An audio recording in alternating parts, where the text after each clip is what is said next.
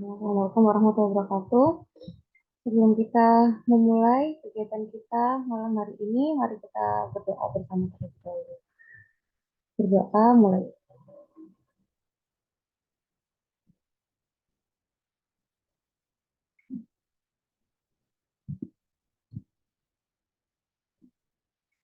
Ini berdoa selesai. Ini nanti kita langsung bahas soal aja ya, Rek ya. Tapi nanti misalkan nomor satu, terus nanti soalnya tentang apa, kita bahas materi itu gitu ya. Soalnya kalau misalkan bahas materinya dulu, habis itu bahas soalnya, nanti tambah lama ya.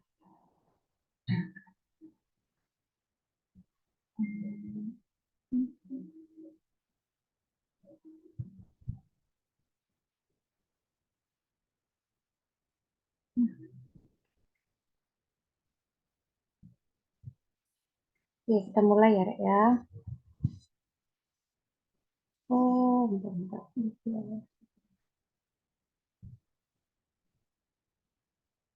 Mungkin sebelum ini aku review dikit yang awal-awal aja ya. Jadi bukan yang penyakitnya ya.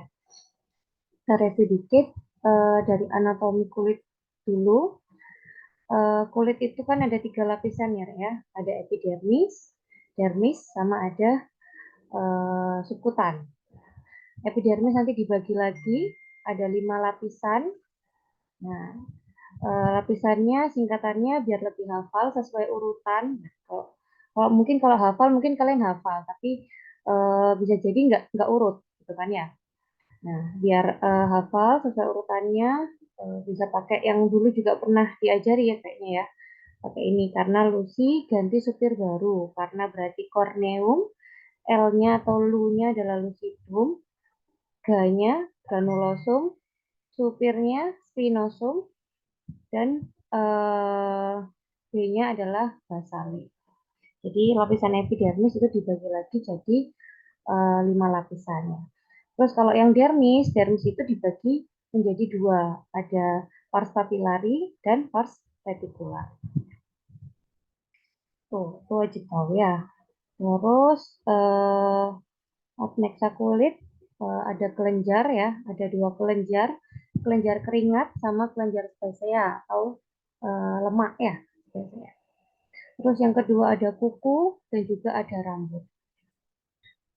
Kalau pada bayi disebut lanugo, kalau pada dewasa terminal.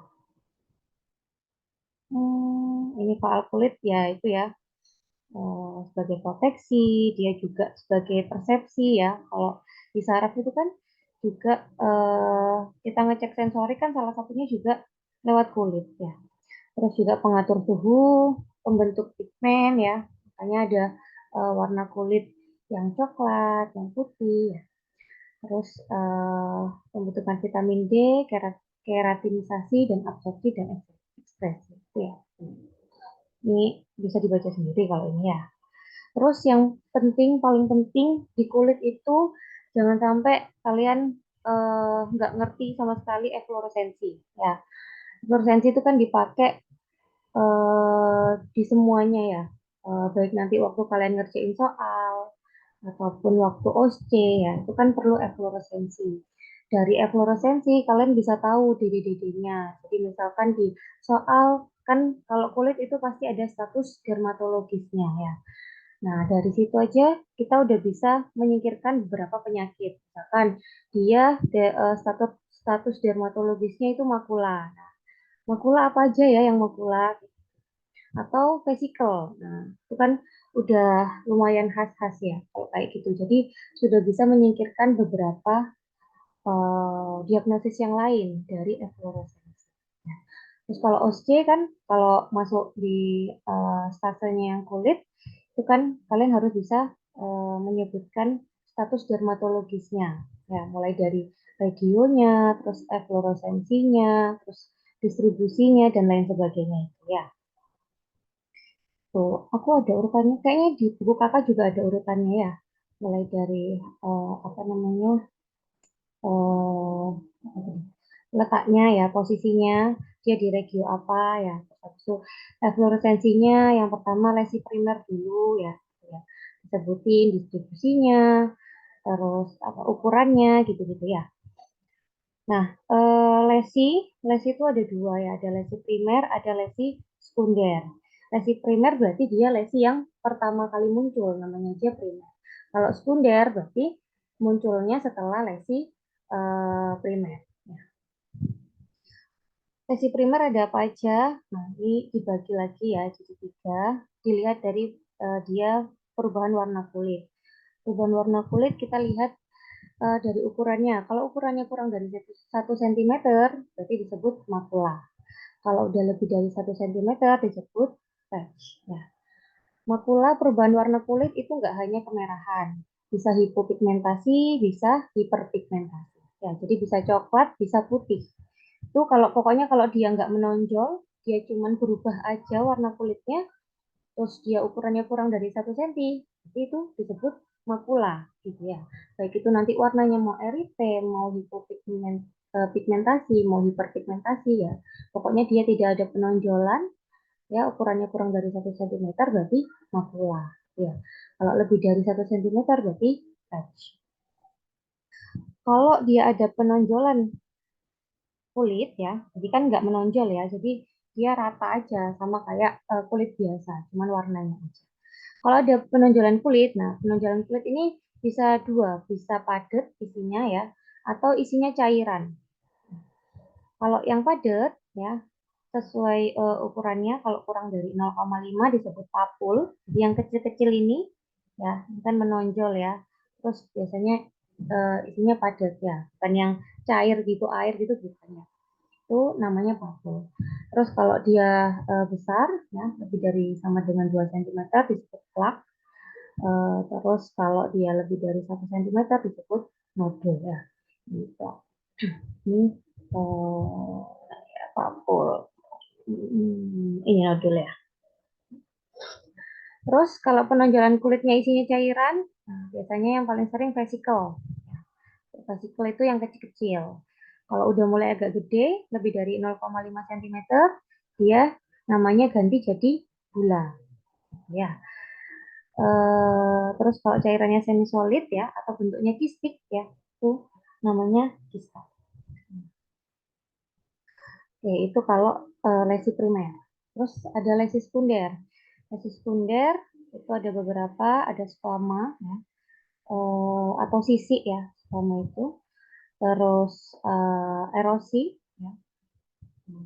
Terus ada ekskoriasi. Nah, bedanya erosi dan ekskoriasi itu ada tidaknya bintik perdarahan. Jadi kalau erosi itu kan kayak cuma kegores gitu aja ya.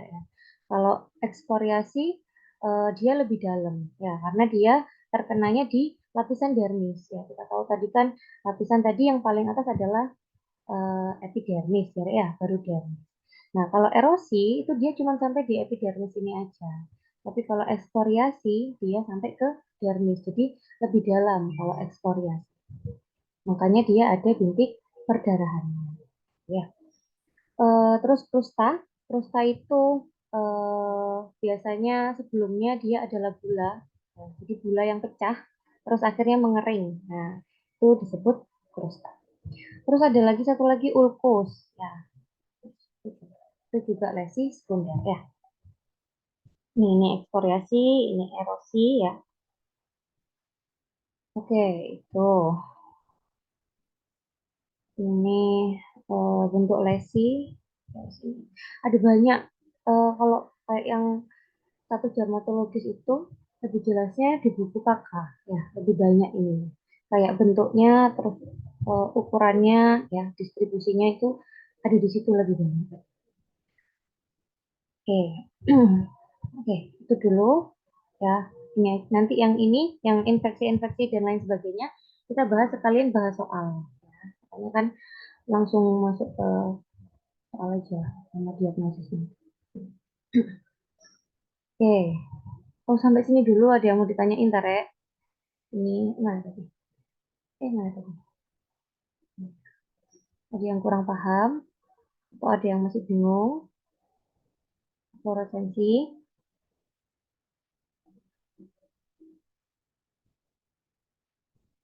Udah paham, aman. Oke. Jangan sampai salah ya, Rek ya. Nanti kalau misalkan OC atau misalkan baca soal ya, jangan sampai salah. Oke, kita bahas soalnya ya. Yang nomor satu, apa apakah penyebab tersering untuk kasus di atas? Berarti yang ditanyakan adalah etiologinya. Jangan lupa biasakan kalau lihat soal, baca dulu pertanyaannya ya. Jadi kalian nggak akan banyak kemakan waktu di baca soal yang misalkan soalnya panjang ya. Ternyata yang ditanyakan apa ya, misalkan panjang terus ternyata cuman apanya gitu yang ditanyakan ya. Misalkan kita cuman langsung bisa lihat dari pemeriksaannya gitu ya, dari pertanyaannya kita langsung lihat dari pemeriksaannya aja kita udah bisa jawab, itu kan bisa mempersingkat waktu waktu kalian jawab soalnya. Jadi jangan lupa baca soalnya dulu, baca pertanyaannya dulu, baru soalnya. Apakah penyebab tersering untuk kasus di atas? Berarti etiologinya ya. Seorang anak laki-laki 3 tahun datang dengan keluhan keropeng di sekitar hidung dan bibir sejak 2 minggu yang lalu. Pasien sedang batuk pilek dan demam sejak 3 minggu yang lalu. Oke, pemeriksaan fisiknya normal. Terus status dermatologisnya ternyata ada kusta. Kusta tadi lesi primer apa sekunder ya? Kusta. Sekunder, Kak. Ya, oke. Kusta ya. Nah ini di status dermatologisnya namanya kusta, tapi orang-orang bilangnya kropeng ya. Jadi hati-hati ya.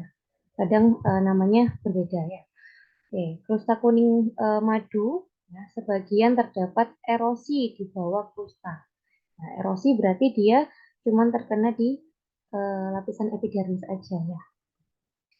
Nah, untuk diagnosisnya ya, ini diagnosisnya dia masuk ke bacteroderma ya, yang disebabkan oleh bakteri. Nah,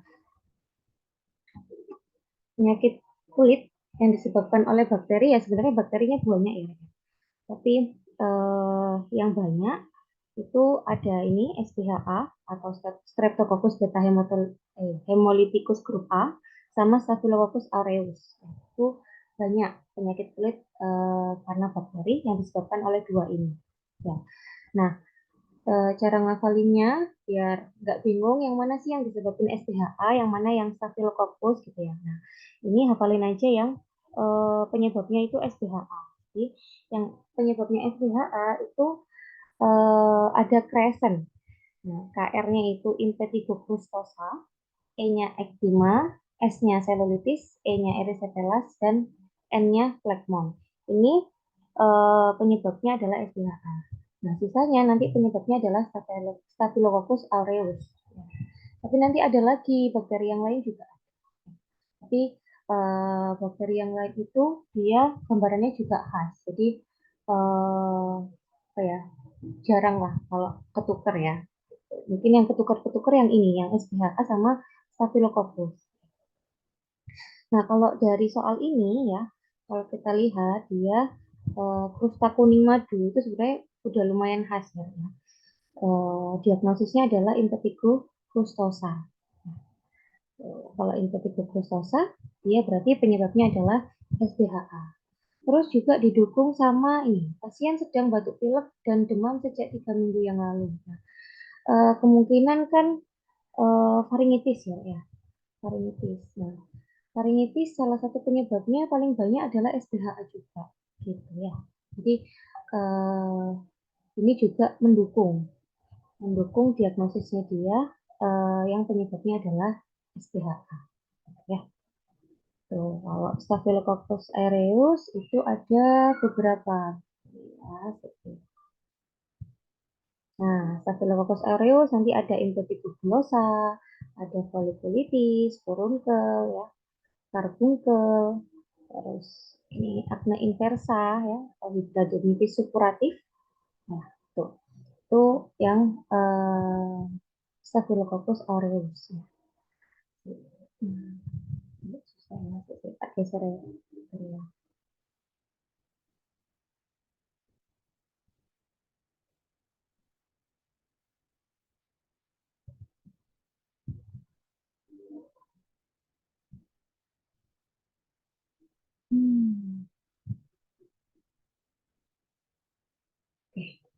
gitu ya. Varicella zoster nggak mungkin ya. Varicella zoster itu kan dia virus. Kalau yang A ini bakteri juga. Ini Corynebacterium. Ini penyebabnya dari erythrasma ya. Oke. Ini ya. Impetigo crustosa. Namanya aja Impetigo crustosa. Jadi bentuk lesinya adalah krusta ya, namanya sesuai. Kalau yang tadi yang penyebabnya Staphylococcus aureus tadi kan ada salah satunya Impetigo bullosa. Nah, bentuknya bula ya gitu. Ya tadi. Nah, ini ya, dia bentuknya bula. Namanya Impetigo bullosa. Nah, karena ini dia bentuknya lesinya adalah krusta ya, namanya sesuai ya Impetigo crustosa. Biasanya emang sering pada anak-anak. Nah, terus predileksinya paling sering di wajah, ya, di mulut, di hidung, di sini paling paling sering predileksinya. Ini tadi predileksinya juga di situ ya, di hidung dan bibir ya. Tata laksananya ya karena dia penyebabnya adalah bakteri, ya mesti diberikan antibiotik ya, antibiotik sistemik dan topikal. Nah, tapi perlu digarisbawahi kalau misalkan kayak gini ya, ada krustanya ya, ada boroknya ya istilahnya ya, itu kan kayak borok gitu kan, ada krustanya, itu usahain krustanya copot dulu ya. Caranya diapain? Dikompres. Nah, jadi diusahain dicopot dulu, biar copot dulu supaya salepnya itu kerjanya maksimal ya. Jadi kalau ada krustanya jangan lupa diusahakan dikompres dulu. Boleh ibunya yang kompres ya, tapi jangan dipaksa dilepas ya.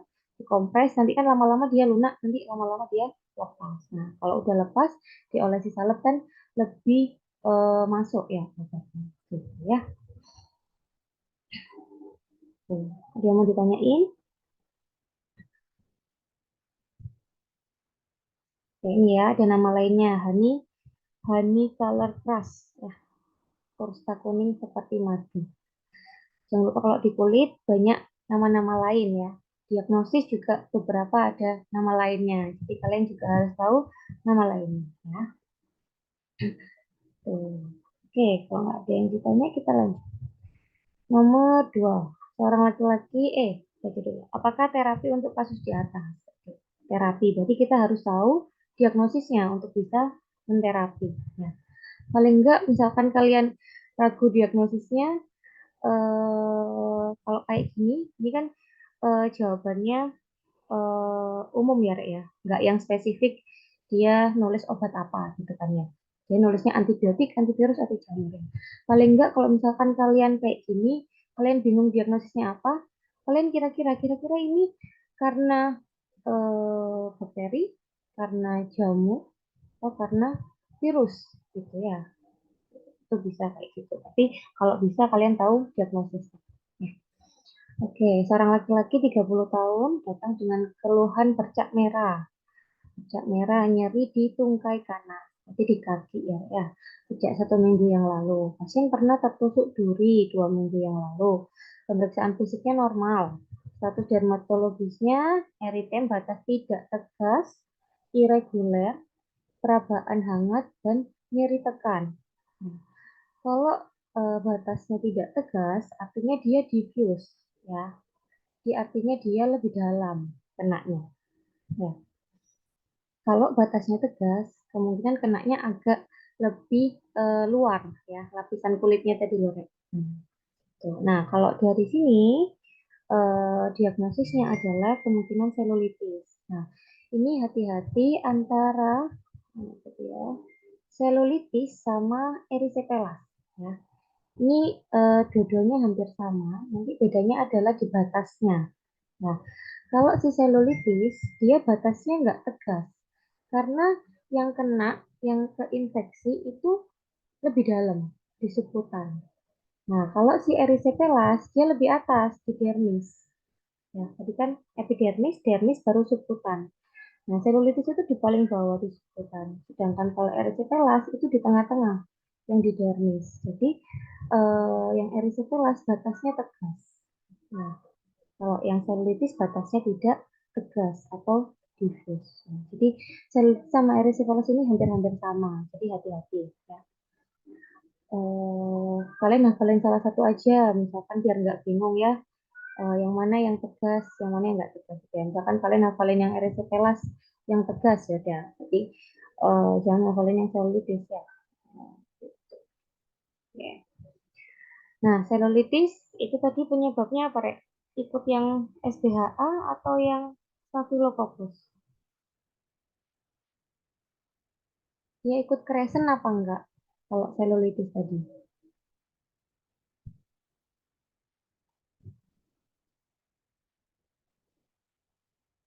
SBHA ya, dia ikut yang kresen tadi ya, SBHA. Jadi karena dia penyebabnya adalah bakteri ya, otomatis kita berikannya antibiotik ya. Jadi nggak mungkin kita berikan anti jamur, antivirus ya. Jadi A, B sama E nggak mungkin. Nah pilihannya ada C dan D ya, antibiotik topikal dan sistemik atau topikal aja. Kalau aku antibiotiknya pakai sistemik juga ya, karena dia terkenanya juga di lapisan kulit yang lumayan dalam ya, yang paling paling akhir ya, subkutan. Jadi perlu juga diberikan antibiotik yang sistemik. Jadi yang topikal aja itu kurang cukup gitu ya. Jadi sistemiknya juga perlu diberikan ya. Antibiotiknya ada apa aja? Antibiotiknya ada eh, antibiotiknya ada ah, ya. Untuk pioderma, jadi semua pioderma ya, baik itu SPHA ataupun yang Staphylococcus aureus penyebabnya, ya, itu kalau antibiotik topikalnya ini bisa pakai 4 ini, mau aja bagi kolor. Jadi bisa pakai mupirocin, asam fusidat, basitrasin, atau chloramphenicol. Yang paling banyak di pasaran kalau di puskesmas itu paling ada kloram ya, ya. Yang 1, 2, 3 ini susah ya. Kalau di luar ya mungkin ada ya. Tapi kalau waktu aku di puskesmas itu yang paling ada cuman si kloram. Ya. Oke, antibiotik topikalnya bisa pakai ini ya. Terus antibiotik sistemiknya, first line-nya tetap golongan beta lactam ya, golongannya amoxicillin ya. Tapi kalau kita mengacu pada Perdoski, first line-nya sebenarnya fluoxacillin, tapi ini susah kan nyarinya ya. Jadi biasanya paling gampang adalah amoxicillin. Ya. Tuh, second line-nya kalau misalkan nggak ada atau mungkin dia alergi ya, alergi amoxicillin itu bisa pakai erythromycin. Ya. Nah ini yang aku bilang tadi ya, ya kalau banyak kusta ya, ini kalian harus kompres dulu supaya krustanya terangkat dulu, baru bisa pakai salep atau topikal antibiotik. Ya, kompresnya bisa pakai permanganas ya, bisa pakai Rivanol, topikal asam salisilik. Jadi dikompres dulu. Pokoknya kalau ada boroknya ya, ada krustanya, usahakan lepas dulu krustanya atau boroknya tadi ya. Oke, ini ya. Udah. Ini selulitis ya. Sign and symptomnya dia makula. Nah, makula. Makula berarti atau plak. Berarti tidak ada peninggian ya, Ria. Jadi dia cuman berubah warna aja. Nah, berubah warnanya dia warnanya adalah eritem atau kemerahan. Jadi makula eritem atau plak. Tapi dia besar ya kalau plaknya. Kalau makula tadi kan kecil. Terus yang khas tadi ini ya batasnya tidak tegas. Dia diffuse karena dia terkena di sukutan ya. Terus nyeri biasanya dan pasiennya demam juga.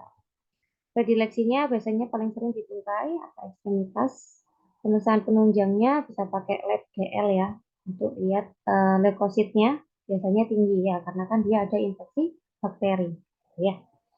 Oke, ini terapi non farmakologisnya bisa dikompres dingin sama di elevasi tungkainya. Tapi kalau yang farmakologinya ini berarti yang ditanyakan adalah terapi farmakologi ya. Karena penyebabnya bakteri, ya kita berikan antibiotik. Jadi dikembalikan lagi ke penyebabnya. Ya, ada yang ditanyain?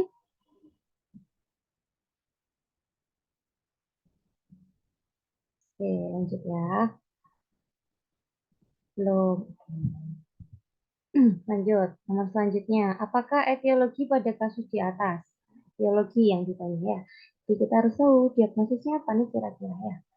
Oke, seorang laki-laki berusia 25 tahun ke puskesmas dengan keluhan timbul bercak merah di punggung sejak 2 minggu yang lalu. Oke, bercak merah.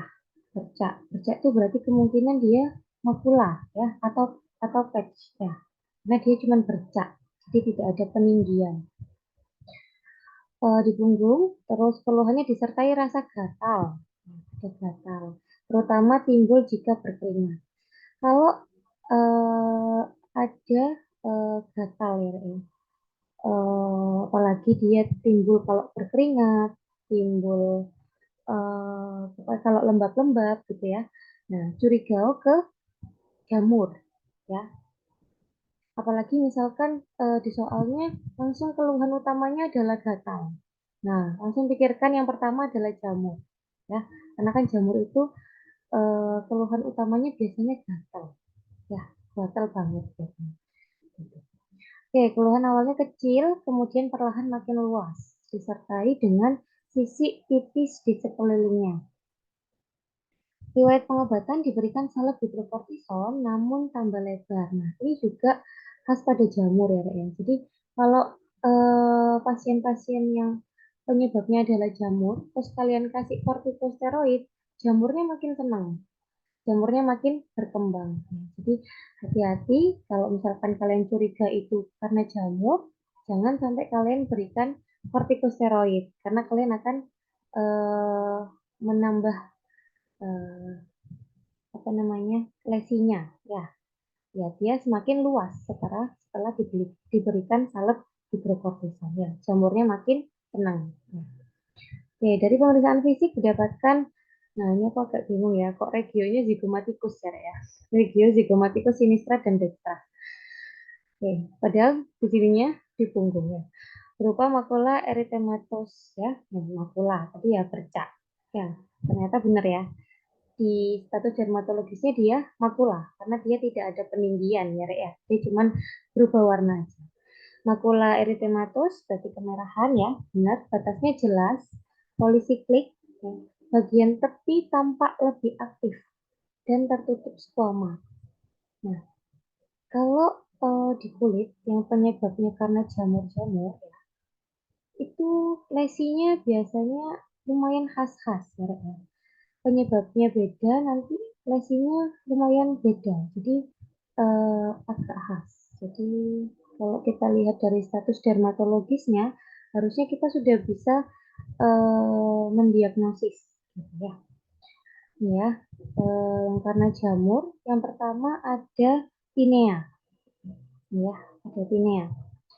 Ini tak bahas sekilas aja dulu ya, masalah status dermatologisnya ya.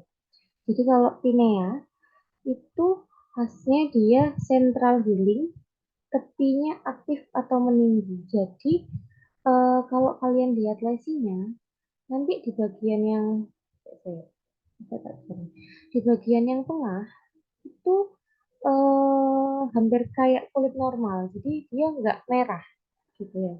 Tapi pas di pinggirnya itu merah. Jadi tepinya itu aktif dan agak menonjol ya daripada yang tengah-tengah. Nah, itu khas pada tinea. Ya, itu disebut dengan central healing ya. Jadi yang tengah itu kayak kayak sembuh gitu ya. Yang aktif adalah yang pinggir-pinggirnya. Ya, itu khas pada tinea. Terus satunya lagi nah, ini candida ya. Kalau candida itu dia khasnya adalah lesi satelit atau nama lainnya corymbiformis atau hen and chicken. Jadi kayak induk ayam yang diikuti sama anak-anaknya. Ini khas pada Candida ya atau lesi satelit ya. Jadi ini satelit-satelitnya. Jadi kalau ada soal terus curiga ke arah jamur ya, nah, kalian jangan lupa itu khas-khas di status dermatologisnya. Jadi kalau kalian lihat dari status dermatologisnya aja, kemungkinan besar kalian sudah bisa mendiagnosis. Nanti bisa ditunjang dari KOH-nya. Ya, karena KOH-nya juga akan berbeda-beda. Gitu ya. Kalau yang PVC atau panu ya, itu dia nggak terlalu khas ya. Jadi dia makula hipo atau hiperpigmentasi. Jadi dia bukan kemerahan, tapi dia bisa putih atau coklat. Ya. Terus ada skoma halus.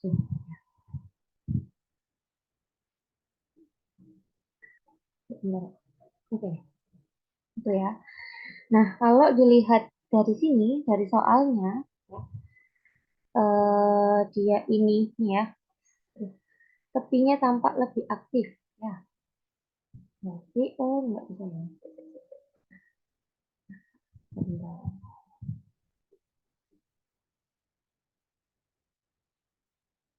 Nah, bagian tepinya tampak lebih aktif ya. Jadi kemungkinan dia yang tadi ya, yang central healing. Jadi yang tengahnya seolah-olah dia kayak kulit yang sehat.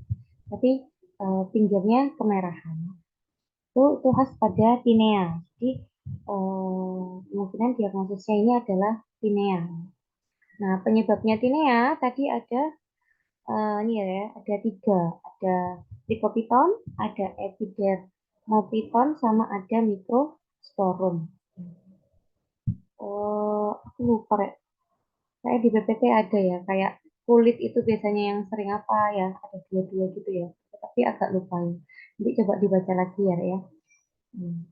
Itu pokoknya tiga ini ya, trichopiton, epidermopiton, sama microsporum. Kalau dari sini yang tinea, penyebabnya tinea, cuman yang trichopiton ya. Kalau Candida albicans, ya pasti diagnosisnya adalah candidiasis ya. Staphylococcus aureus, dia bakteri ya, bukan jamur. Malassezia furfur itu PPC tadi ya. Terus Mycobacterium leprae ini juga bakteri ya, lepra.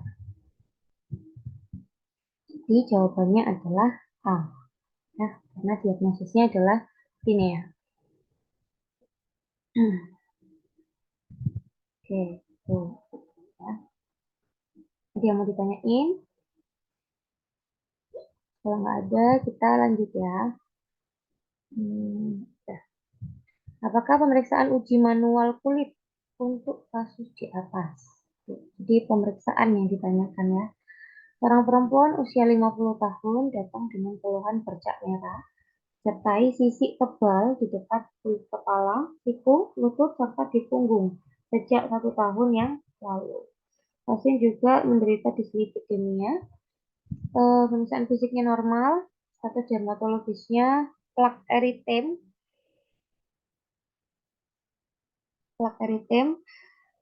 multiple, itu banyak ya, nggak cuma satu, karena tadi itu dia ada di dekat kulit kepala, ada di siku, ada di lutut, ada di punggung ya, di multiple. Lentikuler sampai pelakat, itu kalau nggak salah ukurannya ya. Sebagian di atasnya terdapat skuama sedang sampai kasar berlapis. Jadi artinya skuamanya tebal. Kalau yang tinea tadi atau yang panu atau PVC tadi itu kan skuamanya biasanya tipis. Nah, ini skuamanya tebal. Nah, apakah pemeriksaan ini ya, uji manual kulit ya? Nah, kalau dari eh, soalnya ya dan dari status dermatologisnya ini mengarah ke psoriasis. Psoriasis itu ya etiologinya karena ada hiperproliferasi dari lapisan epidermis, jadi lapisan yang paling atas atau paling luar. Ya.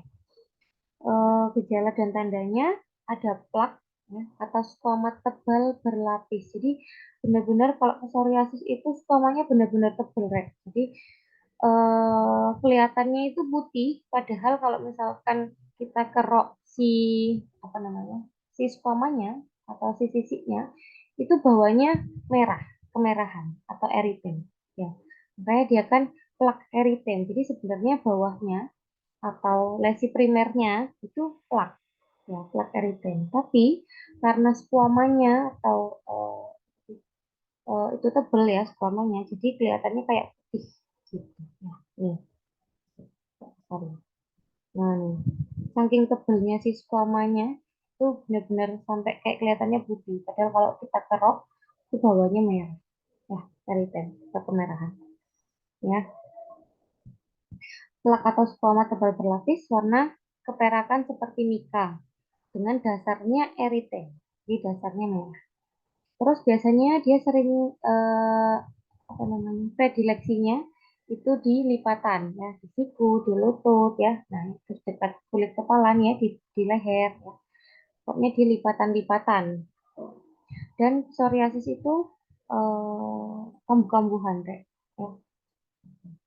Oke, nah di psoriasis itu ada tiga pemeriksaan fisik yang khas. Ya.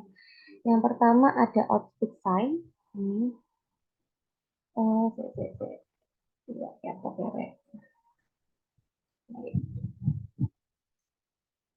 serius, serius.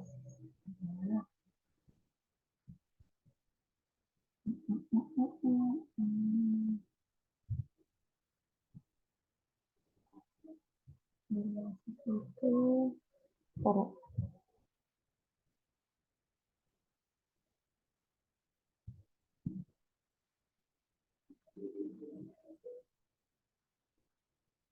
Ini di sini. Nah, biar lebih kelihatan. Nah, eh, nah, ya. Jadi ada tiga tanda khas pada psoriasis. Yang pertama ada outfit sign. Nah, ini outfit sign. Gerakan squama menyisakan lapisan dengan bintik-bintik. Jadi kalau kita kerok squamanya tadi, ya, di bawahnya itu akan nampak bintik-bintik perdarahan atau kemerah. Ya, yang pertama itu disebut outfit sign. Terus yang kedua adalah fenomena tetesan lilin ya, atau candle wax sign ya, ini ya. Squama yang warnanya berubah menjadi putih karena goresan. Jadi apa namanya squamanya itu jatuh-jatuh gitu ya. Kalau kita kerok, nah itu kayak tetesan lilin. Terus yang ketiga fenomena Kopner. Fenomena Kopner ini eh, trauma atau jadi kalau misalkan kulitnya ya yang sehat ya itu kena trauma atau misalkan kita manipulasi ya kita kasih trauma itu bakal nimbulin lesi yang sama gitu kayak sebelumnya. Nah, jadi kita kasih trauma di kulit yang sehat itu akan timbul lesi yang sama sama yang sebelumnya ya. Jadi jangan lupa ini khasnya pada psoriasis ada outfit sign, ada fenomena tetesan lilin, dan ada fenomena Hopner.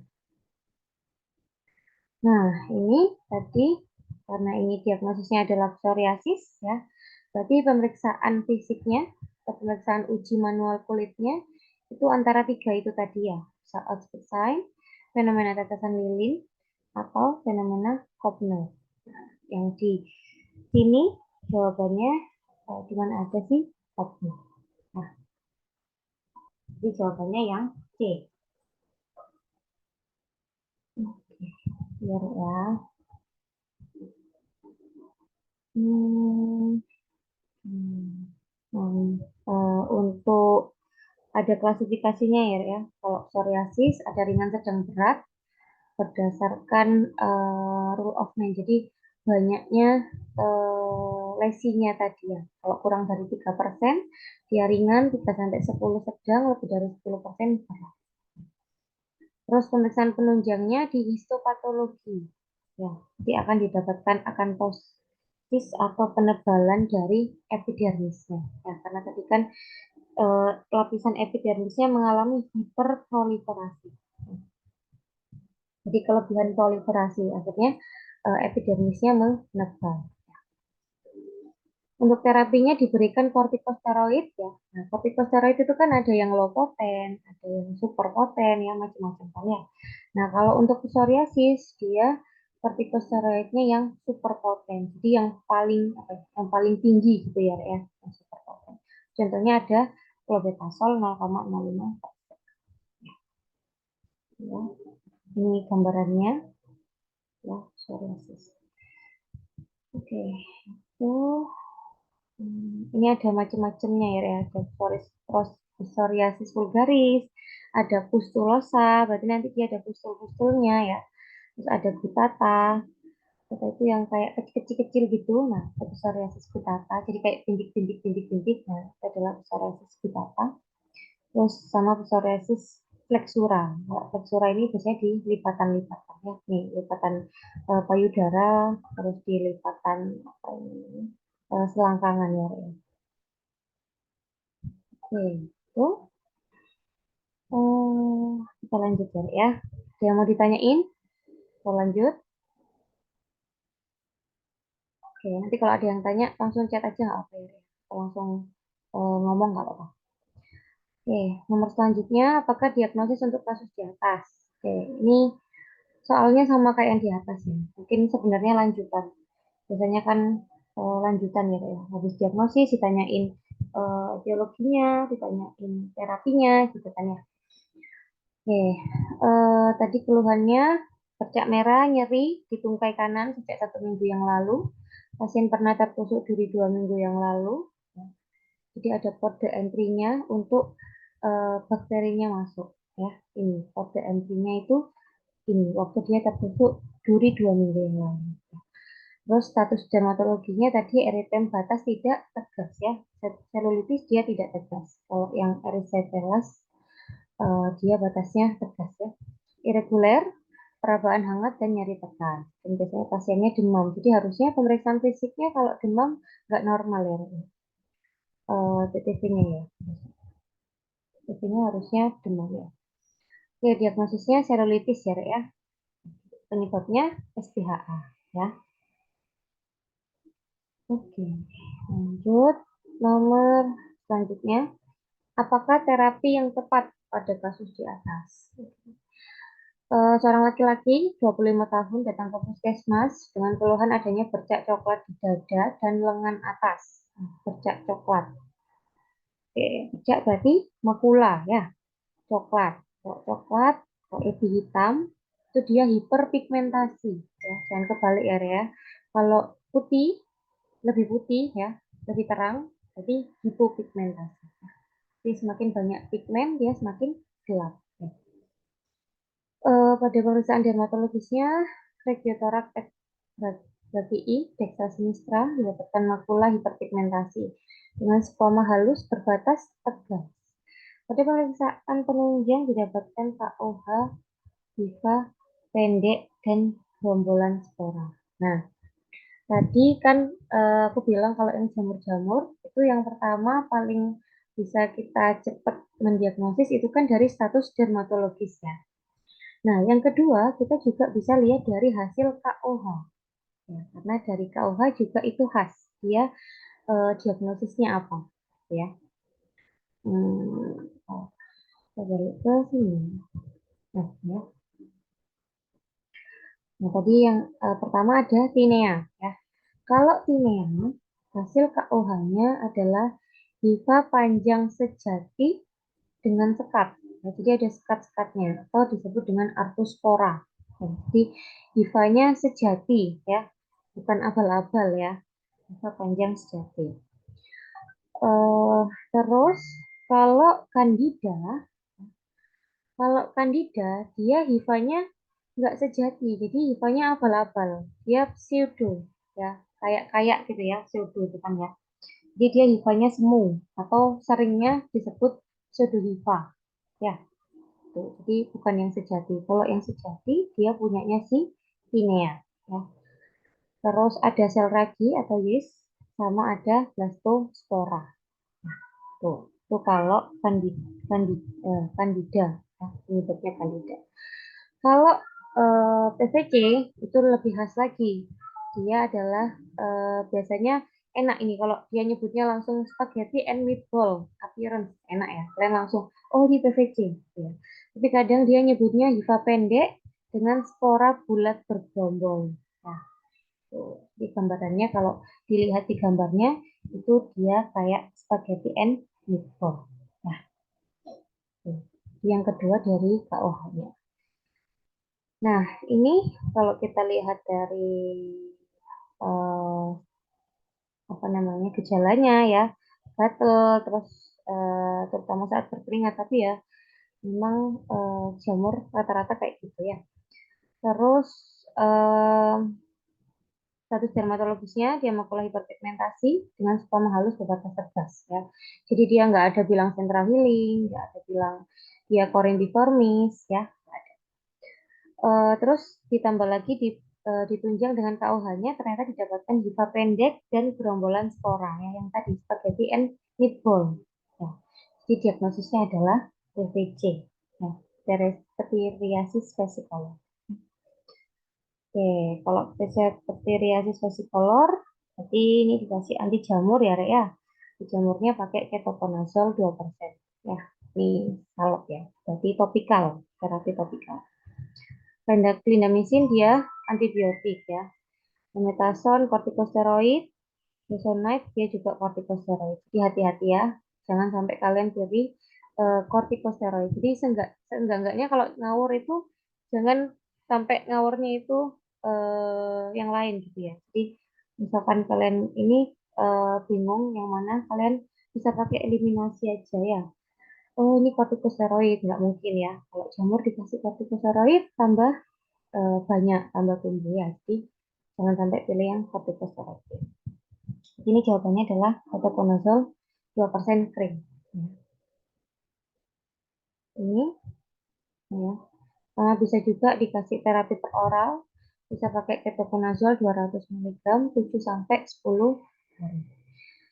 Itu terus khasnya lagi kalau PVC ya, itu bisa dilihat dari lampu Wood. Jadi kalau misalkan diperiksa pakai lampu Wood, dia nanti warnanya adalah kuning keemasan.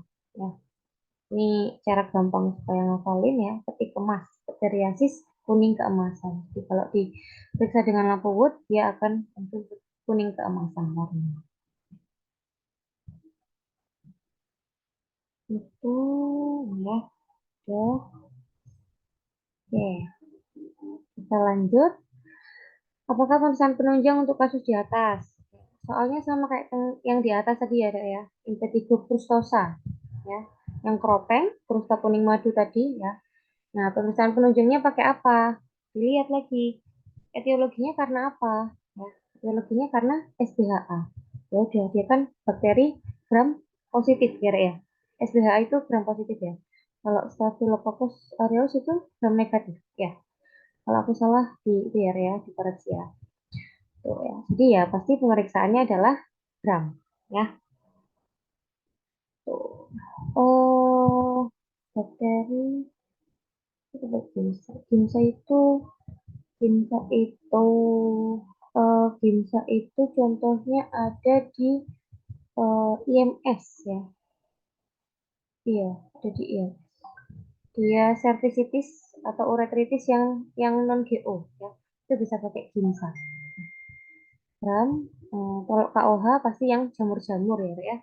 Entah itu dia nanti di kulit, di kuku atau rambut, yang jamur-jamur bisa pakai KOH. Kalau histopatologi contohnya yang psoriasis tadi ya, itu kan pakai histopatologi.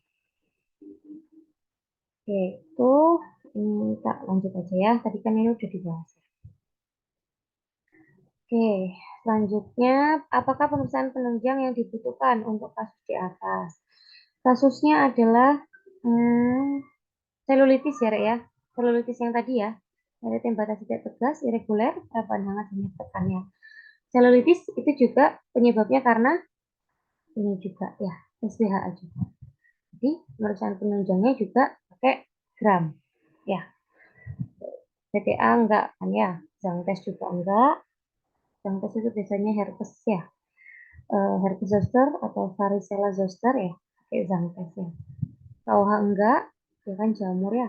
Bisa tadi ya, salah satu contohnya pada IMS ya.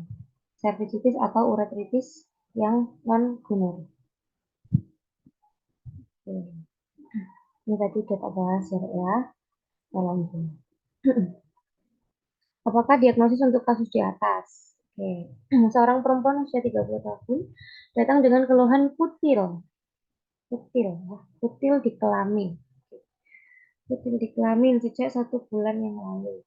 Pasien pernah berhubungan dengan pacar pasien sejak 2 bulan yang lalu.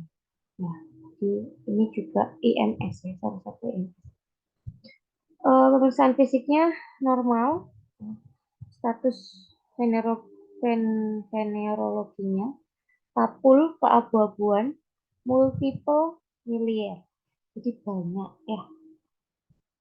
Nah, ini kalau kutil ya, kutil kelamin itu adalah kondiloma acuminata.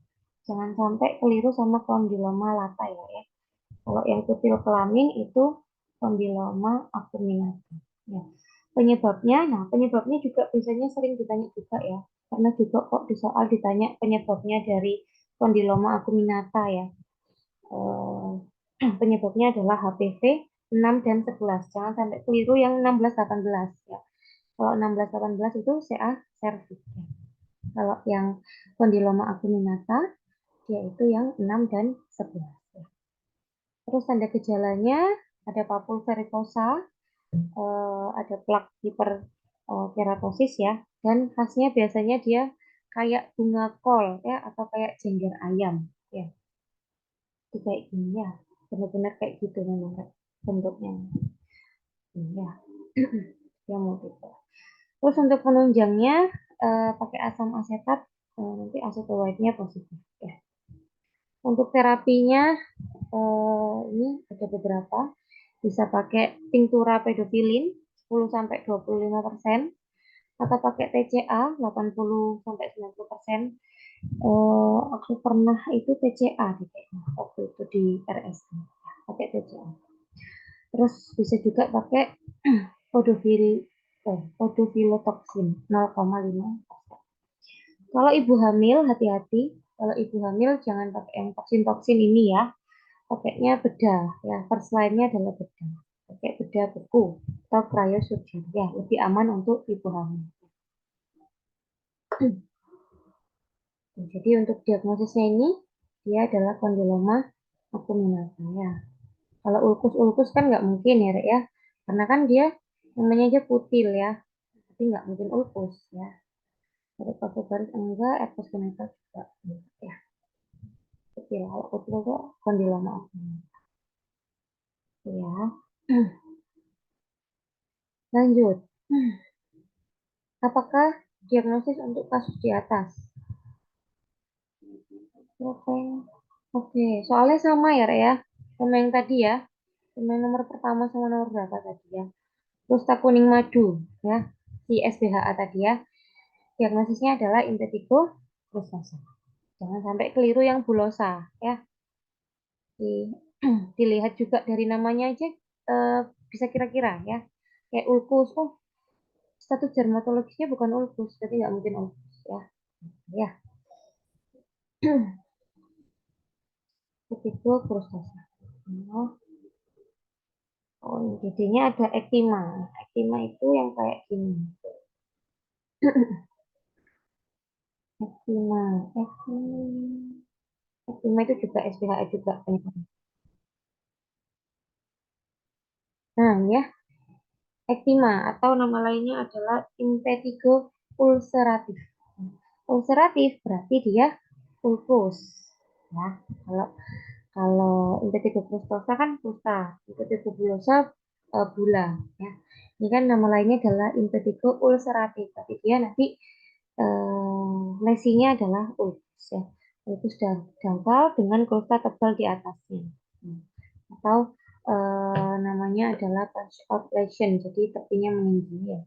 Ini biasanya ada juga kadang-kadang di soal disebut kayak gini ya. Kalau dia mengarah ke ektima. Jadi dia ada krustanya tapi dia ada ulkusnya juga ya. Kalau yang impetigo krusta itu kan cuma krusta tok ya, nggak ada sampai ulkusnya nggak ada. Ya. Oke, itu ya. Bedanya sama ektima.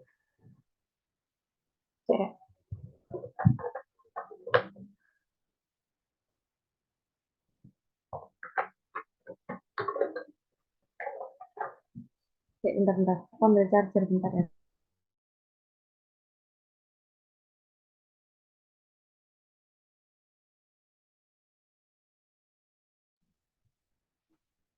Oke, lanjut. Apakah diagnosis untuk kasus di atas? Laki-laki usia 20 tahun datang dengan keluhan bercak merah, disertai sisik kekuningan di daerah lipatan hidung, atas alis, belakang telinga, terasa gatal sejak 1 bulan yang lalu. Pasien juga mengeluh ketombe di kepala. Pada pemeriksaan fisiknya, sperma kekuningan selapis berminyak. Video fasialis, ada plak eritem multiple yang tertular dengan sperma kekuningan. Ini, kalau ini, diagnosisnya adalah dermatitis seborrheic ya. Ini. Jadi dermatitis seborrheic itu karena adanya hiperproliferasi dari kelenjar sebasea atau kelenjar lemak ya. Makanya dia bentuknya sisiknya kekuningan ya. Terus di area-area yang lumayan eh, banyak kelenjar sebaseanya gitu ya. Predileksinya dia bisa di scalp ya atau di kulit kepala, terus juga bisa di wajah. Tanda gejalanya dia ada sperma kuning berminyak. Nah, tuh. Terapinya dermatitis ya diberikan kortikosteroid topikal, bisa pakai hidrokortison. Nah, terus kalau di rambut ya atau di kulit kepala, sorry di kulit kepala itu kita pakai sampo ya, pakai salep kan susah ya. Jadi kalau di kulit kepala atau di rambut ya, kita pakai sampo. Nah, terus lainnya pakai sampo selenium sulfida ya. Itu sampo Selsun itu loh, Rek.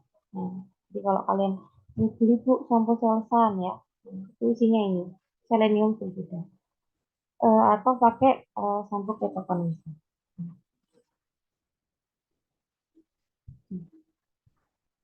Oh ya, jadi diagnosisnya adalah dermatitis seborrheic. Kalau dermatitis atopi enggak ya, soalnya kan kalau dermatitis atopi itu kan nanti ada kriteria mayor sama minor ya. Nanti ada di bawahnya. Ya, oke. Terus selanjutnya, apakah kemungkinan diagnosis pasien di atas? Seorang bayi perempuan 3 bulan dibawa oleh ibunya ke puskesmas dengan keluhan muncul ruam-ruam kemerahan pada daerah bokongnya sejak 1 minggu yang lalu. Pasien dalam kesehariannya selalu menggunakan popok. Terus gambarannya dia adalah plak eritem, squama berbatas tegas ya, dan papula satelit multiple. Papula satelit. Ya, ini facial satelit, papula satelit. Oke, terus ada lagi hasilnya KOH didapatkan blastopora. Nah, jadi nanti kalau ada jawabannya adalah dermatitis popok candida. Jadi kalau ada soal yang kalian curiga ke arah dermatitis popok ya, hati-hati eh, diagnosisnya bisa dua ya.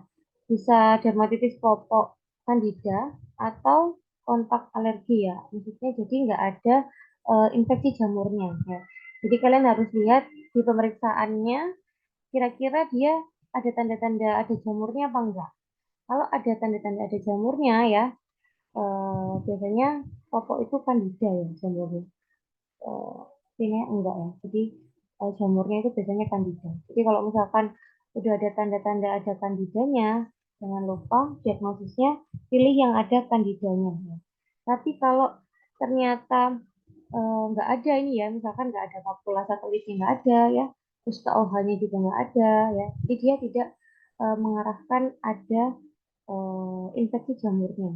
Jadi jangan sampai pilih yang ada kandida gitu ya. Jadi diagnosisnya bisa dua. Jadi tergantung dia ada infeksi jamurnya apa enggak. Nah, kalau pada kasus ini dia ada infeksi jamurnya ya, dilihat dari status dermatologisnya. Terus habis itu ditunjang dengan KUH-nya ya, ada blastospora. Blastospora hifanya hifa semu ya, atau pseudohifa. Sama ada sel ragi. Nah, jadi diagnosisnya adalah dermatitis popok candida. Hmm. Kalau tinea tadi gambarannya apa ya? Kalau tinea? Gambaran dermatologisnya tadi apa yang khas kalau tinea?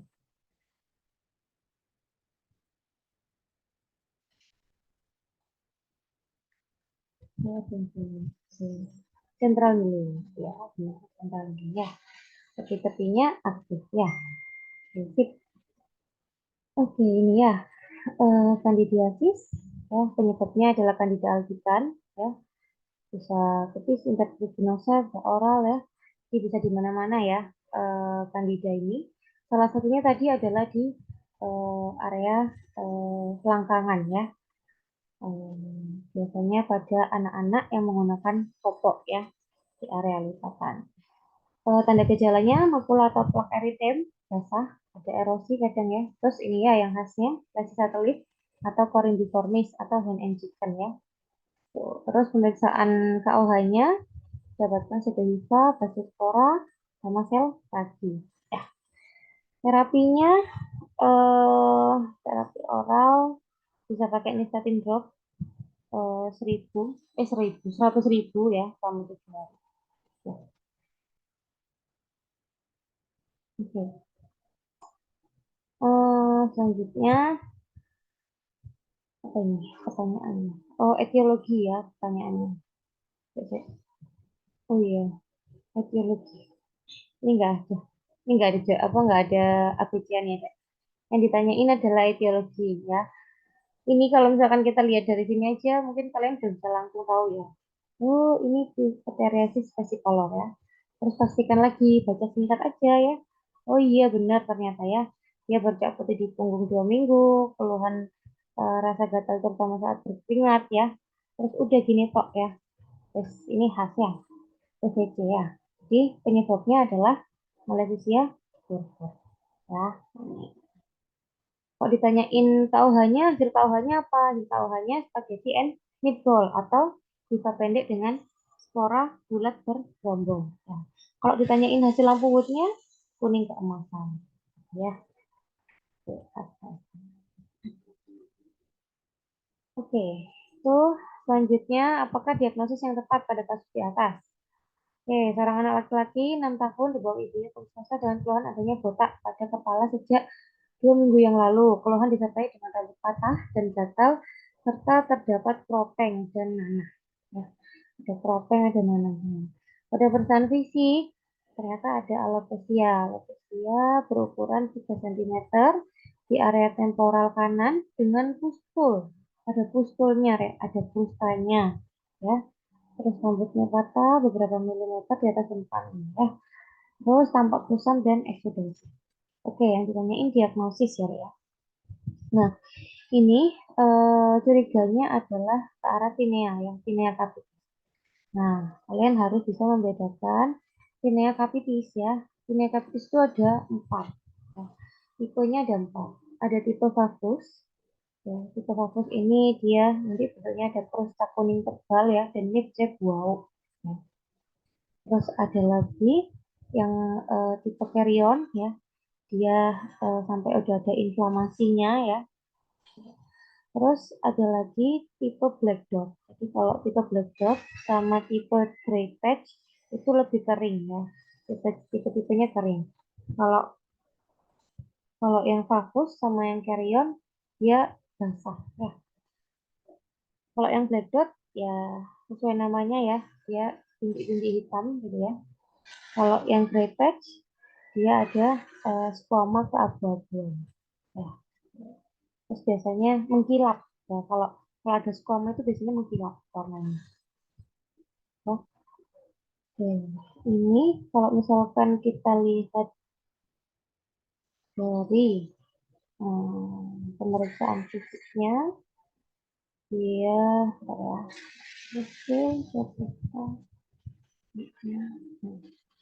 ya, dia ada pustul, ada krusta ya. Jadi dia yang tipenya yang ini ya, krusta kuning tebal ini ya, yang fokus ya. Dia nggak ada tanda-tanda inflamasinya nggak ada. Ya. Nah, kalau dia ada tanda-tanda inflamasinya, berarti dia masuk ke yang carrier ya.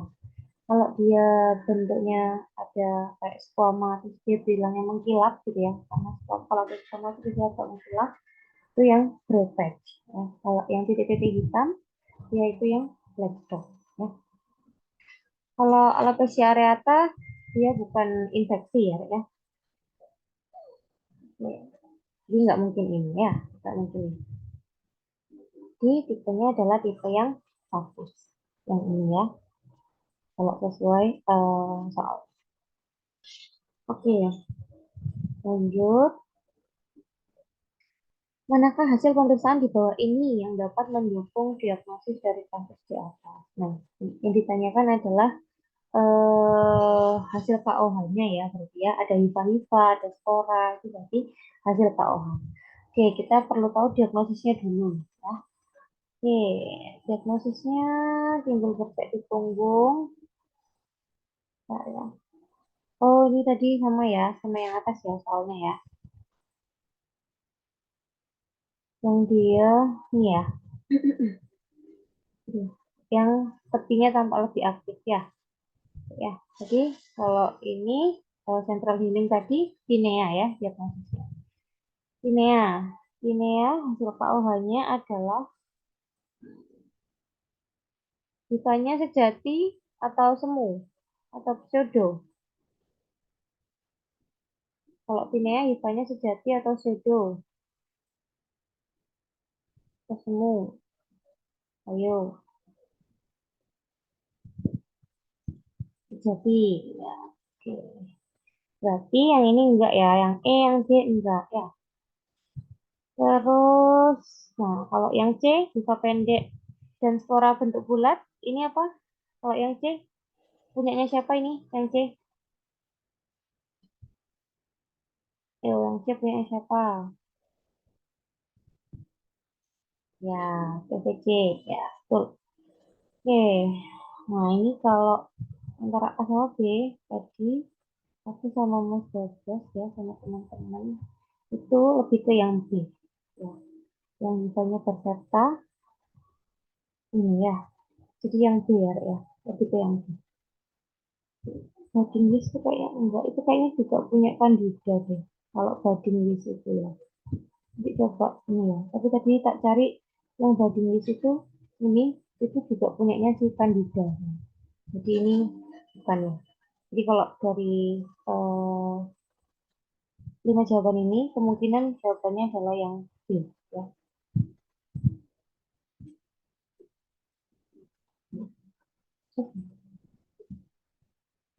Nah, harusnya ini ya.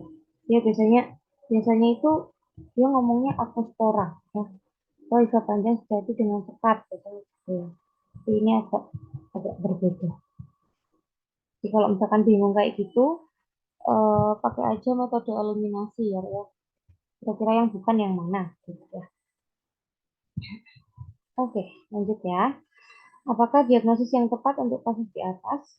Seorang bayi perempuan usia 3 bulan datang dengan keluhan bercak merah disertai luka lecet di kedua pipi sejak 1 bulan yang lalu. Pasien juga terlihat sering menggosok pipinya karena gatal. Terus ada riwayat ayah pasien dengan asma bronkial, itu sering bersin ya. Jadi ada riwayat dari keluarganya ya, yang juga punya riwayat atopia. Ya. Terus dari pemeriksaan fisiknya di lehernya dapatkan Jenny Morgan sign ya. Terus habis itu status dermatologisnya patch plaque erythema ya, multiple myeloma, konflik bagian tidak terkonsumsi.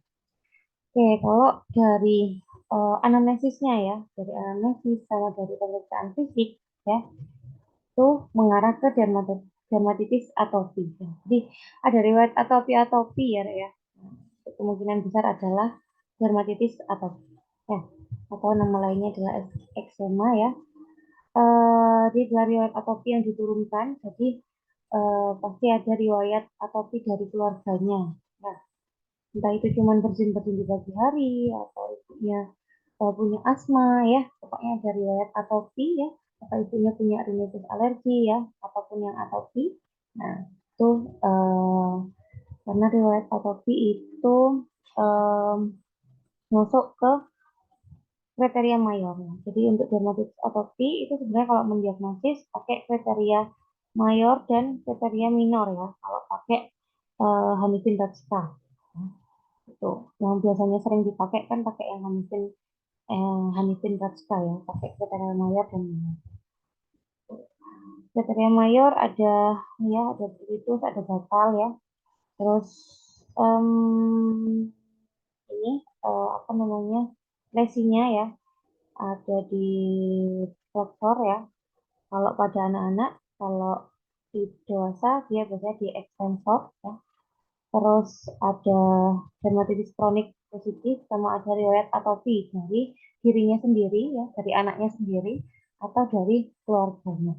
Ya, riwayat atopi keluarga. Ini lesinya makula eritem, papul, dan basal. Terus predileksinya kalau bayi seringnya di pipi ya, kalau anak-anak seringnya di flexor, tapi area flexor.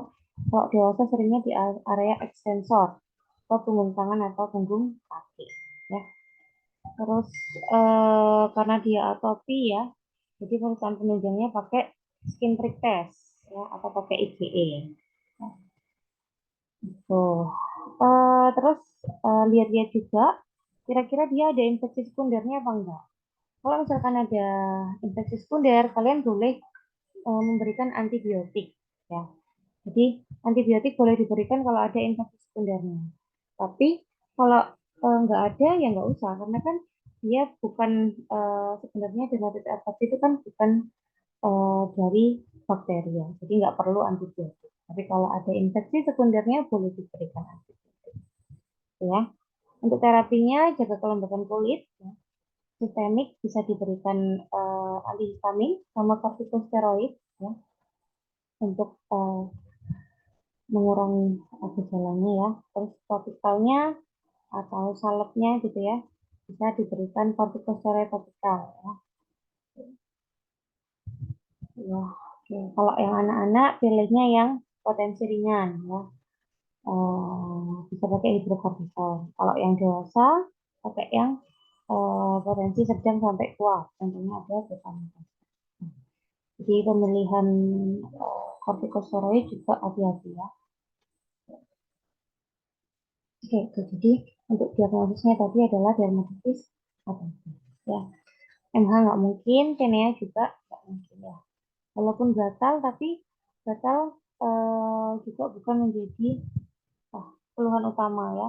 Terus ada hal-hal lain yang menunjang ya, untuk dia tidak mengarah ke jamur gitu ya. Oke, selanjutnya apakah diagnosis pada kasus di atas? Oke, laki-laki 60 tahun, puskesmas, keluhannya biji-biji merah pada dada sepanjang area yang ditumbuhi janggut sejak beberapa minggu yang lalu. Keluhan disertai rasa gatal. Oke. Dermatologisnya di area mandibola, tampak seperti pada gambar ya. Terus pemeriksaan KUH-nya ya didapatkan bisa panjang, peserta, dan skora. Ya.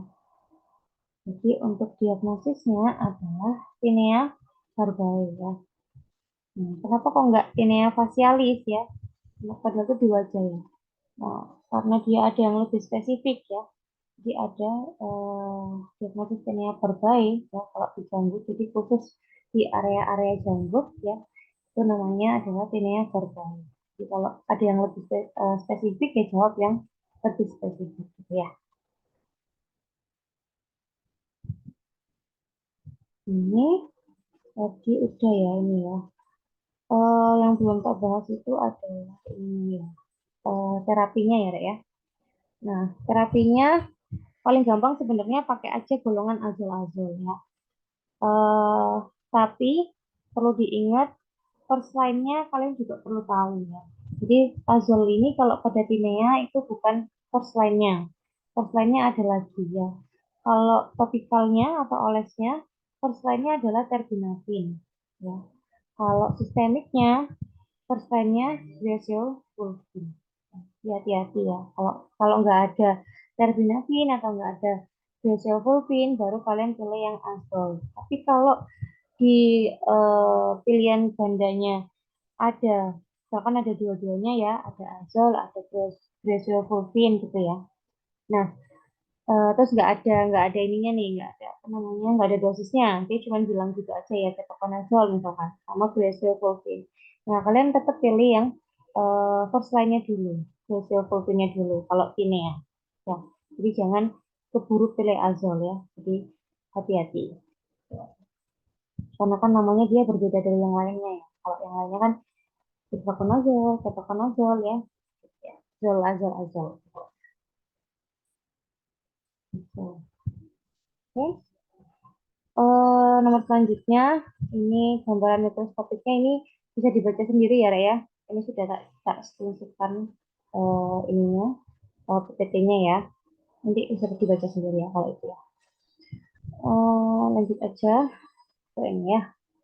Apakah diagnosis yang tepat pada kasus di atas? Laki-laki 35 tahun datang ke praktik umum dengan keluhan bercak putih tebal di lidah sejak 3 bulan yang lalu. Bercak putih tersebut bila dikerok akan terasa nyeri, merah, dan dagu berdarah. Oke, diagnosisnya apa? Nah, ya, ada kandidiasis, ya, ada kandida pada mukosa ya. Yang pertama ada kandidiasis oral, ya. Dia biasanya plak putih, bisa diangkat dan kalau diangkat biasanya berdarah. Terus ada kandidiasis eritema, eritem pada tidak tegas di permukaan dorsal tengah lidah. Nah, ini ada kandidiasis atrofik akut, sama ada yang kronik. Um, Terus habis itu ada kandidiasis hiperplastik kronik ya, atau disebut dengan kandida leukoplakia ya. Jadi dia plak putih tapi nggak bisa dikerok. Ya. Kalau yang tadi bisa diangkat dan dia berdarah. Ya. Nggak ada angular elitis ya, ya eritem. Karena digitalsi yang tidak tepat. Oke, ya. Jadi kalau dari sini dia bercak putih ya atau plak putih, terus bisa dikerok ya, terus berdarah. Tapi dia yang sedangkan akut ya, yang orang ini ya, ini enggak, ini kan enggak. Ya, ini sih ya. Kandidiasis disedangkan. Oke. Nomor selanjutnya ini juga bisa dibaca sendiri ya, ya. Ini juga kita jadi screenshotkan juga ya. Ya. Oke, kita lanjut aja ke nomor selanjutnya. Apakah pemeriksaan penunjang untuk kasus di atas? Oke, pemeriksaan penunjang.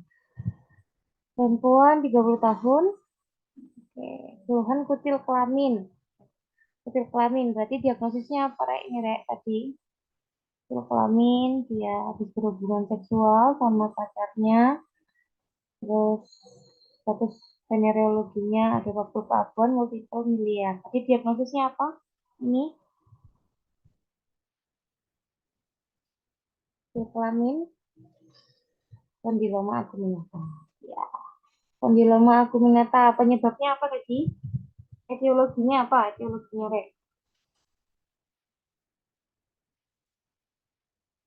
Etiologinya apa?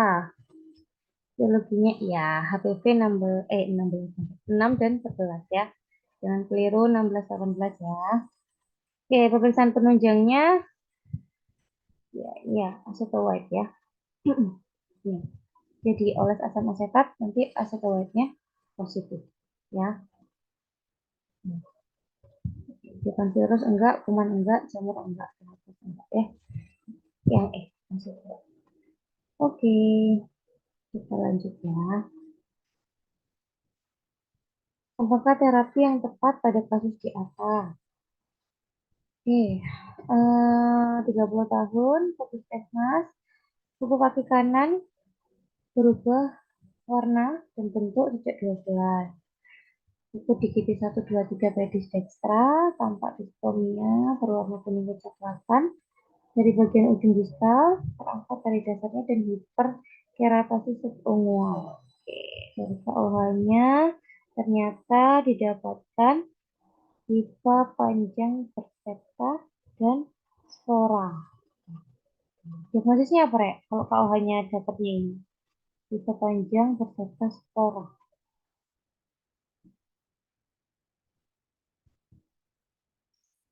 Tinea, iya. Tinea ungu. Ya. Ungu kaki. Ya. Oke, setuju ya. Tinea, tadi obatnya adalah azal-azal ya, Rek ya. Nah, ini khusus untuk yang hepatitis, barbai, ya, dan unguium atau kuku-kuku ya. Dia ada terapi denyut namanya ya. Terapi denyutnya itu pakai itraconazole 2 kali 200 mg per hari selama 1 minggu. Terus nanti istirahat dulu 3 minggu ya. Terus diulang lagi kayak gitu. Jadi selama 3 bulan. Jadi pemberiannya 3 kali ya.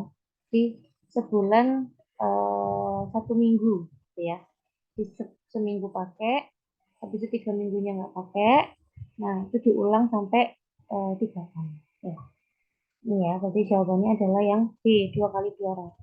Nah, kalau kalian udah hafal 2 kali 200-nya aja, kalau kayak gini soalnya, udah langsung ya, Re, ya. Ini pasti ke eliminasi, yang A, C juga, D juga, E juga. Ya, jadi langsung ketemu jawabannya. Ya, selama 1 minggu diulang 1 bulan kemudian selama 3 kali. Jadi totalnya adalah 3 bulan. Ya, itu khusus untuk tinea yang kuku, rambut, ya, khusus dia pakai terapi dulu sama yang janggut tadi yang verbal. Oke, selanjutnya ini belum kejawab ya, Rek, ternyata. Nanti ini tak cariin dulu ya. Ini ternyata belum kejawab. Oke, kita lanjut yang ini aja. Apakah edukasi pencegahan yang diberikan pada kasus di atas? Oke, kita lihat dia anak 12 bulan, terus bercak kemerahan pada daerah bokong, lipatan paha ya, terus dermatologisnya kayak di foto, terus KUH-nya positif ya. Kalau KUH-nya positif, berarti kemungkinan diagnosisnya apa, Rek? Berarti diagnosisnya apa kira-kira?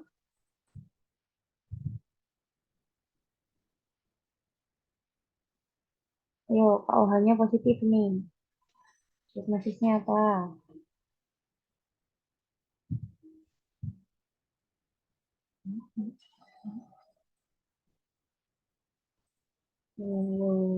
Bercak kemerahan. Terus kayak, Dermatitis pupuk Candida. iya, oke. Dermatitis pokok kan bisa ya. Untuk edukasinya, lihat aja ya dari ininya ya. Dibaca satu-satu ya.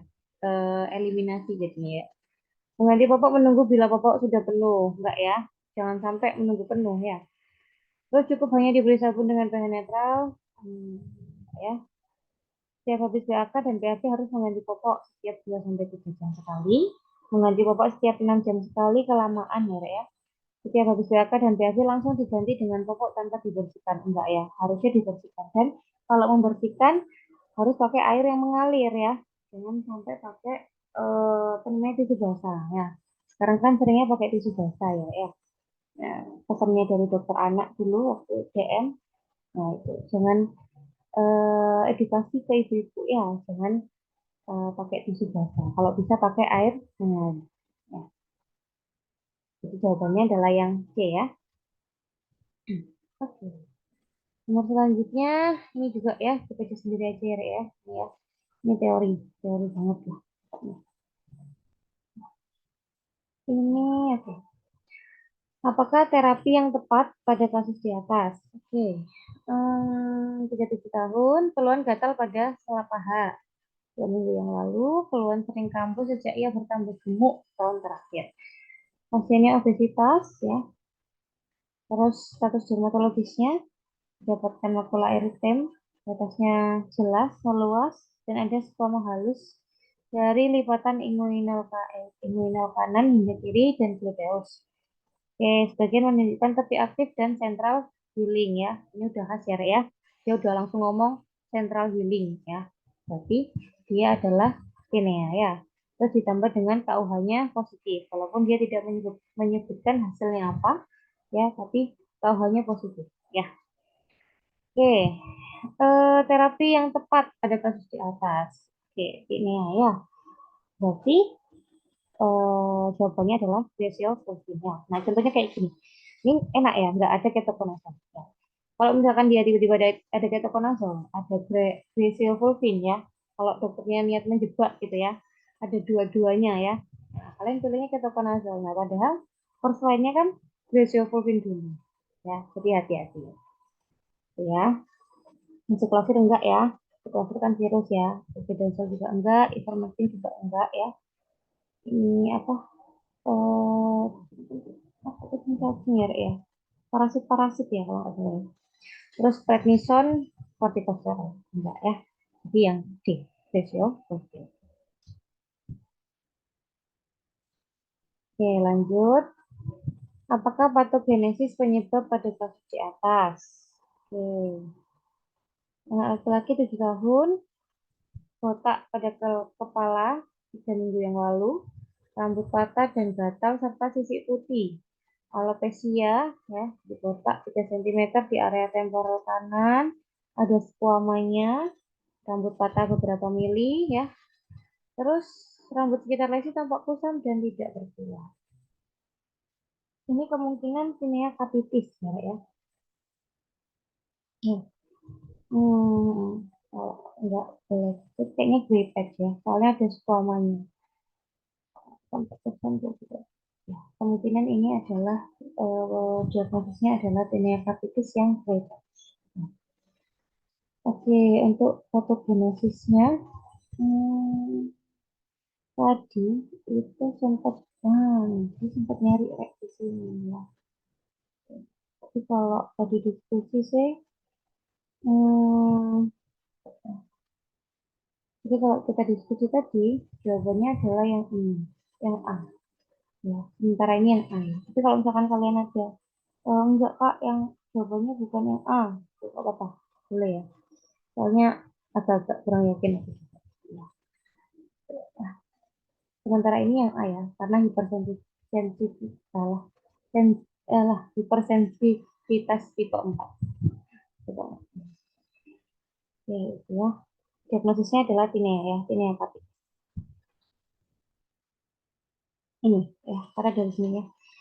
Dia ini ya, reaksi hipersensitivitas tipe lambat ya.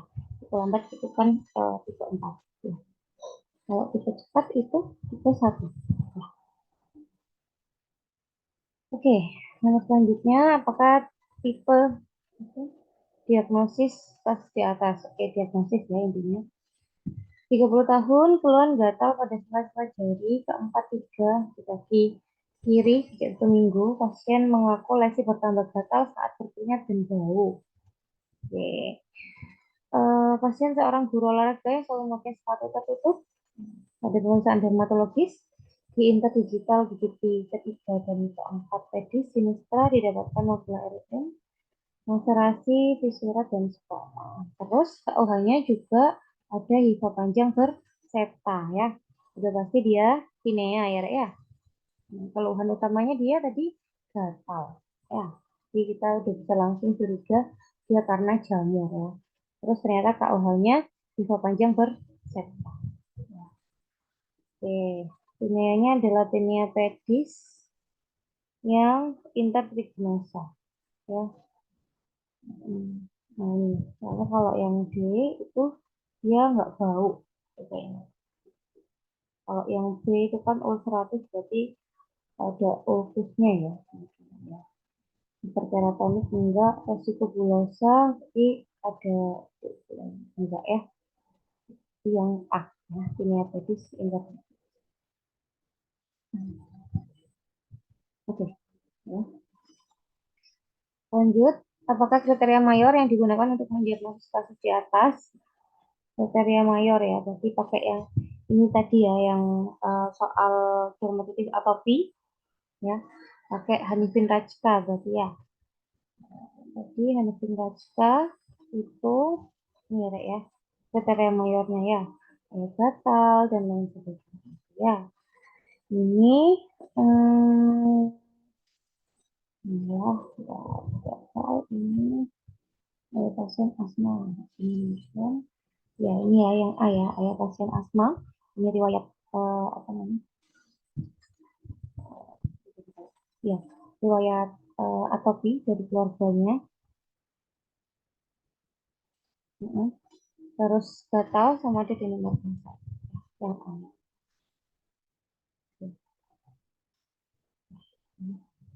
Bercak, kalau bercak pipi merah, bercak merah di pipi itu enggak ya. Dia tidak masuk ke dalam kriteria Mayo. Tapi kalau gatal, ya mikroritus, dia masuk ke kriteria Mayo. Oke, selanjutnya apakah patogenesis kasus di atas? Bayi 3 bulan datang keluhan bercak merah serta luka di kedua pipi. Pasien juga terlihat sering mengeluarkan pipinya. Oh, ini sama ya, Rek ya. Soalnya dermatitis atopi juga ya. Ini diagnosisnya DA juga. Nah, ini harusnya itu hipersensitivitas tipe 1. Karena kan dia diperantarai oleh IgE ya, Rek ya. Ini kan tipe cepat.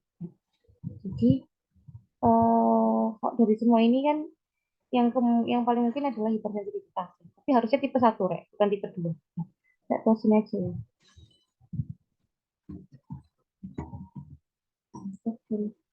Sensitivitas.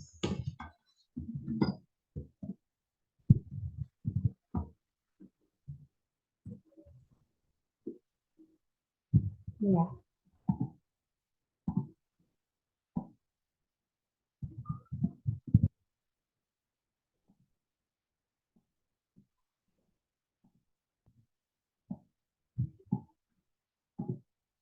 oke, biar ya. Oke, lanjut ya. Apakah pemeriksaan tambahan yang dapat dilakukan untuk menegakkan diagnosis pada kasus di atas? Seorang anak laki-laki 7 tahun di antara orang tuanya ke puskesmas, keluhan merah, pecah merah di wajah 4 minggu yang lalu, keluhan disertai rasa gatal terutama timbul jika berkeringat. Keluhan awalnya kecil, kemudian perlahan makin luas, disertai dengan sisi tipis di sekelilingnya. Riwayat pengobatan diberikan salep tadi ya, tambah lebar. Oh, ini ya, ya, ya. Ini baru bener ya, Rek ya. Bercaknya di wajah ya. Tadi kalau yang tadi bercaknya di punggung, tapi eh, pemeriksaan fisiknya di hipomatikus. Ya, ini baru benar. Hipomatikus sinistra dextra, ini terus batasnya jelas, polisistik, terus ada bagian tepi tampak lebih aktif ya. Diagnosisnya apa, Rek, ini kira-kira?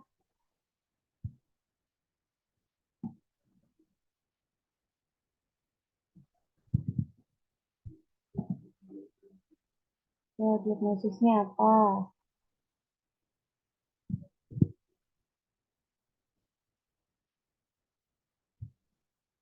Halo? Oh, ini ya, ya. Iya, iya, benar-benar.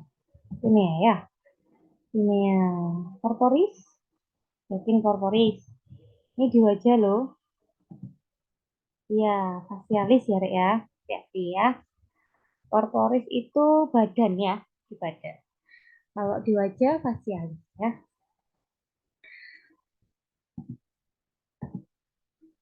Oke. Eh, untuk menegakkan diagnosisnya pakai KUH ya, Rek ya. Tapi sebenarnya kalau kulit aku 10% ya, Rek ya. Apa aku kebalik ya? Kalau kuku harusnya lebih besar, 20%. Ya, kalau kulit setahu 10%. Tapi karena di sini nggak ada, dia 20%, ya udah 20% aja ya. Bisa tahu kalau kulit itu lebih rendah daripada kuku. Ya, kuku yang lebih tinggi. KOH-nya, persentase KOH-nya. Jadi kalau misalkan ada KOH 10%, pilih yang 10% ya, ya. Karena dia kan ini di kulit. Nah, dia aja.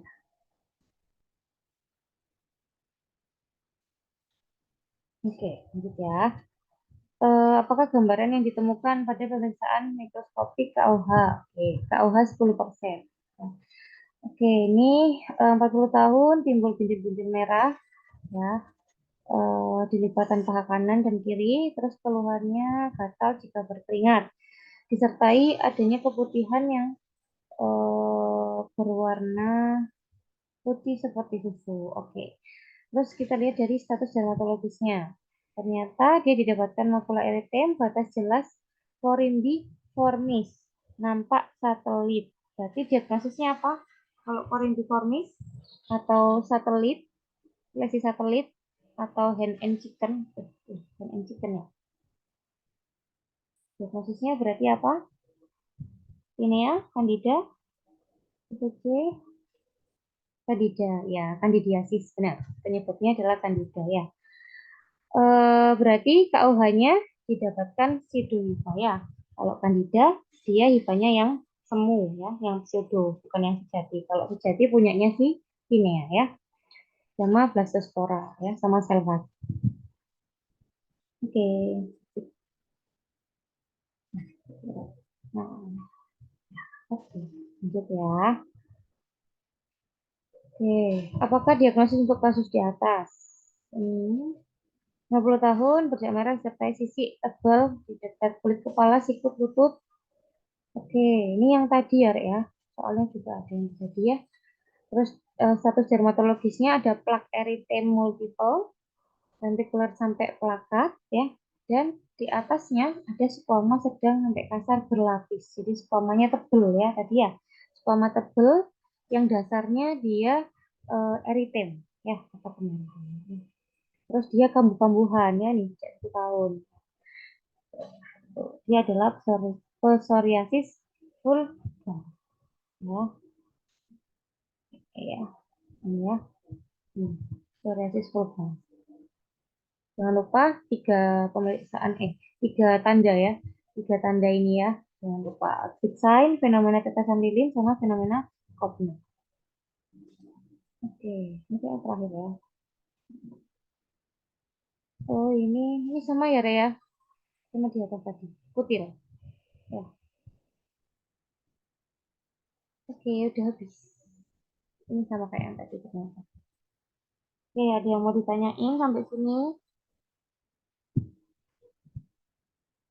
Hmm.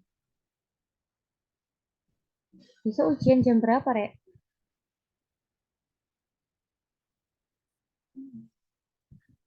Jam 4, Kak. Jam berapa? 4, jam 4 sore. Oh, jam 4. Masih ada lah ya waktu belajar ya. Oke, udah. Kalau misalkan nggak ada yang ditanyain, semoga apa yang dipelajarin hari ini ya, bisa keluar di ujian, walaupun misalkan nggak mirip, nggak sama, tapi mirip ya. Oke, kalau nggak ada yang tanyain, kita akhiri sampai di sini. Kita tutup dengan doa kafaratul. Berdoa mulai. Subhanakallahumma wa bihamdika asyhadu an la ilaha illa anta astaghfiruka wa atubu ilaik. Oke, aku screenshot dulu ya, Rek.